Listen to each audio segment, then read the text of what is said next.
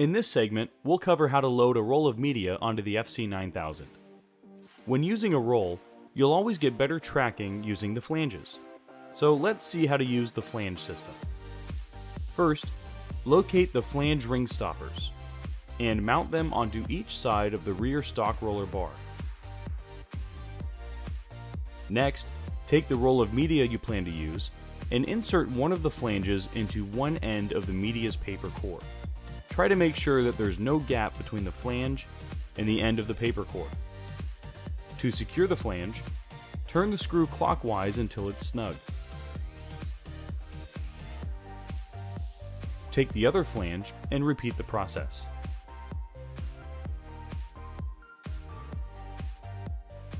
Once the flanges are installed on each end of the roll, place the media roll with the flanges onto the stock roller bars. Next, prepare the cutter to load by bringing down the media latch. This will lift the push rollers, allowing the media to be fed into the media slot, which we'll do in a moment. Before the media can be loaded, the push rollers have to be adjusted. Each FC9000 comes with 3 to 5 push rollers depending on the size of the FC9000. On this cutter, we have 4 push rollers. The back of the cutter is where the pressure of each push roller can be set. You'll notice that they all have what looks like a switch on the back. The switch has 3 positions, each having a different down pressure. When the switch is in the up position, it has the lightest pressure. The middle position has medium pressure. The lower position has the highest pressure.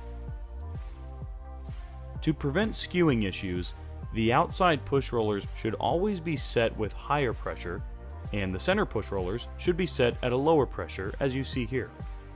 Generally, they're always set correctly, but it is always good to check. Now that we have the push roller pressure set, let's go ahead and feed the front edge of the media into the media slot. Make sure there's at least 1 or 2 feet sticking out the front. Once the media is fed into the media slot, set the media brake on the side of the stock roller bracket near the control panel. This is done by bringing the brake to the up position. This locks the stock roller bar so that the media will stay in place when loading. From the front side, we can start to position the push rollers. As mentioned, the push rollers don't drive the media, the grit rollers do. Thus, the push rollers have to be positioned over a grit roller in order for the drive system to work correctly. GrafTech has simplified the process by marking each grit roller position with a blue tab. Also, when moving the push rollers side to side, you'll notice that as they move over a grit roller, they click into place. This is true for all of the push rollers, except for the one closest to the control panel, where it has a larger grit roller, allowing that push roller to be positioned anywhere over it, as indicated by this larger blue tab. All push rollers should be within the media edges. Thus, the 2 inside push rollers are generally placed in the middle, and the outside push rollers are placed on the edge of the media. When you position the outside push rollers to the edge of the media, make sure there is approximately a ½ inch margin between the edge of the push roller and the media. Recall that we have engaged the media brake. This allows us to pull on the front edge to make the media taut, which in turn forces it to be straight. Once the media is taut, bring the media latch into the up position. This brings the push rollers down, locking in the media. Then when the media latch is set, this menu appears on the control panel LCD.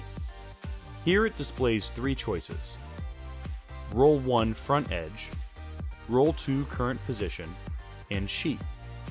Since we've loaded a roll of media, we will concern ourselves with Roll 1 and Roll 2. Sheet will be covered in a moment. To demonstrate the choices, let's select Roll 1 front edge first by pressing the 1 key. The cutter will start by finding the locations of all the push rollers first. This is to make sure that each push roller is positioned correctly over a grit roller. It also determines the width of the media. Once it finds the push rollers, it will then retract the media until it senses the front edge. This is useful when you are loading a roll that has not been cut and you don't want to waste any media. When Roll 2 current position is pressed, the FC9000 will find the wheels as before but this time it will leave it at its current position. In other words, it won't retract the media as it did when using roll 1. Using the roll to current position option is the best when you want the FC9000 initialized quickly. Once the cutter initializes, it's ready to cut a job. At this point, make sure you disengage the media brake.